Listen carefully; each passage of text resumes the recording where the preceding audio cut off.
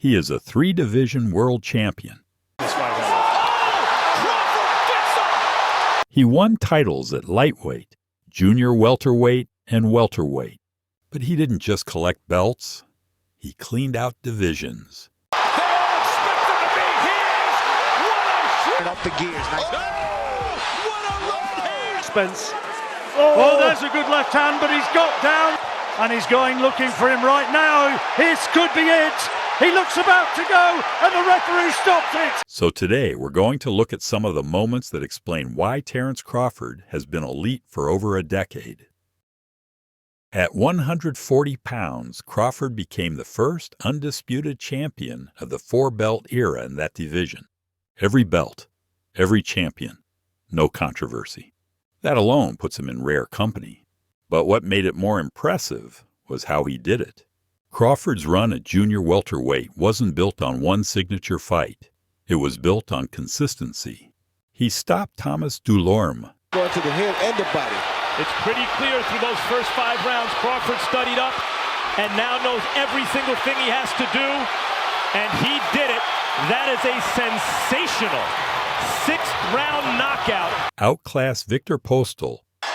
And that's it. It's all over. Look at the smile on his face. And broke down Julius Indongo to unify the division. Backhands a right hand to the body, and that's going to be a knockdown score. Punches you Crawford 2 different ways. Punch in between them. Another knockdown score. Bud Crawford is the undefeated, undisputed champion of the world. Against Postal, an elite jabber who had just knocked out Lucas Mathesy, Crawford didn't trade power. He dismantled him with timing and footwork. How's that jab hand out there? But no, I haven't really seen many body shots yet from Crawford, and I like to see him try to get inside more. Oh, there's a good. That fight quietly showed something important. Crawford wasn't just athletic. He was comfortable against discipline. When Crawford moved up to welterweight, critics questioned whether his dominance would follow him. Bigger fighters, stronger punchers, less margin for error. His first major test came against Kell Brook, a former champion who had never been stopped at welterweight. Not by Shawn Porter, not by Errol Spence Jr. And those were fights where Brook took real punishment. And his team. Oh, big shots from Errol Spence Jr. At the 9th round. And here comes Spence. There he goes again. Oh, terrific straight back. Look at that. Early on against Crawford, Brook looked composed. He stayed behind the jab. He picked his shots. For a few rounds, the fight was competitive. But in recent years, we have seen plenty. It's his favorite combination, but his jab right now is landing. He just scored with it accurately upstairs against Crawford with a broken left orbital bone suffered. But Crawford wasn't rushing anything. He studied Brook's rhythm, the way he reset after punching, the way he leaned back instead of stepping out. By the 4th round, Crawford began to time Brook's jab. He slipped just outside it and fired counters straight down the middle. Brook, used to controlling range, suddenly had no room to reset. From that moment on, Crawford pressed with intent, not recklessly, precisely. Short punches, tight combinations. By the 4th round, the referee stepped in, and with that stoppage, Crawford did something no welterweight had done before.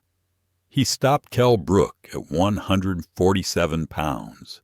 This fight mattered because it answered a question critics kept asking. Could Crawford break a seasoned, durable welterweight? The answer wasn't just yes, it was cleanly. When Terence Crawford fought Shawn Porter in 2021, this wasn't about skill on paper. This was about survival under pressure. He overwhelmed opponents physically and forced ugly exchanges. Porter had done it to almost everyone he faced, and he had never been stopped. From the opening bell, Porter did exactly what people expected. He closed distance fast, drove Crawford toward the ropes, forced constant exchanges. This wasn't Crawford cruising early. Porter made him work. He threw looping shots to disrupt rhythm, refused to give Crawford clean space. This wasn't Crawford fighting on his terms. It was Crawford being tested. sitting right on top of the orthodox fighter. Porter just able to get away from the uppercut. Good exchange on the inside. Good action hit.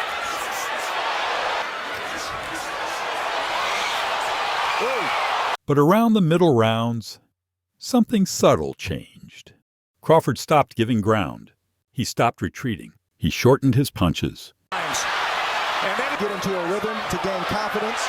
He timed Porter's rushes and began meeting pressure with precision.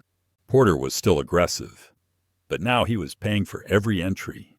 Clean counters landed as Porter came forward. This is where Crawford's fight IQ showed. He wasn't trying to outmuscle Porter. He was letting Porter's own momentum work against him. By the later rounds, Porter's pressure slowed, just slightly. His feet paused before charging in.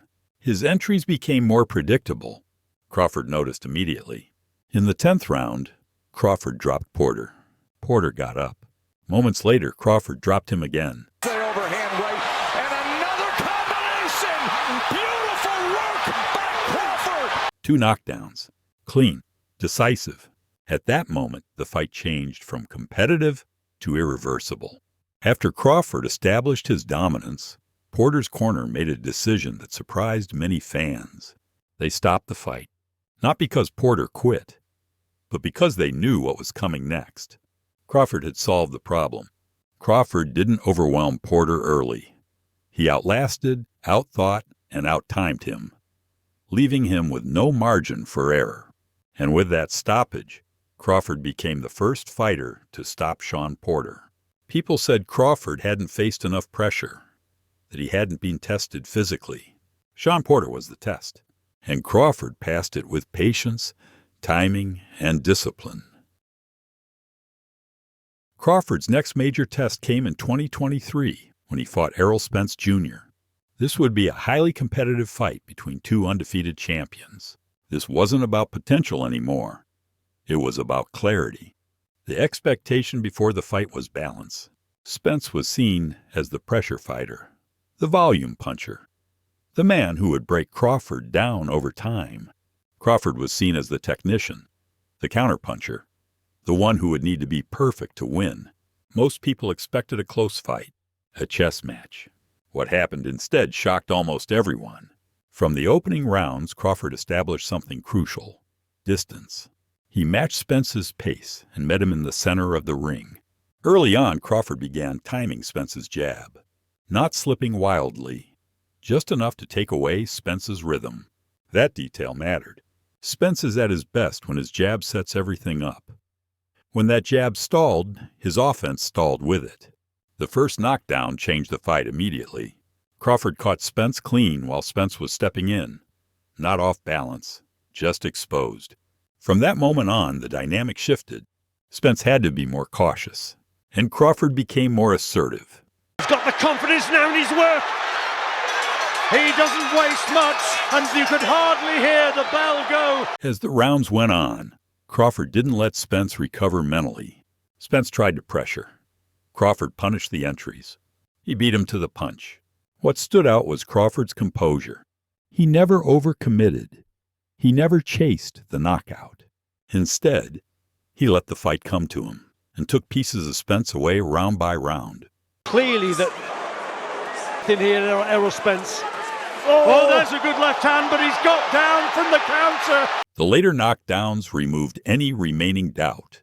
By this point, Spence was reacting instead of initiating, and Crawford saw it. Looking for that big left hand, and there's a right, and he goes down again. He stepped in with confidence, landing clean combinations. The remaining 30 seconds or so, and he's going looking for him right now. This could be it. He looks about to go, and the referee stops it. The fight's all over. By the time the fight was stopped, the outcome was no longer in question. The damage was accumulating faster than Spence could adapt.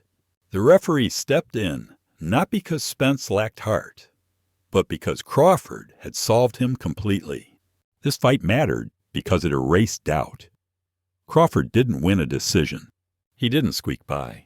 He dominated a fellow elite champion in his prime at the same weight with everything on the line. After that night, Terence Crawford wasn't just undefeated.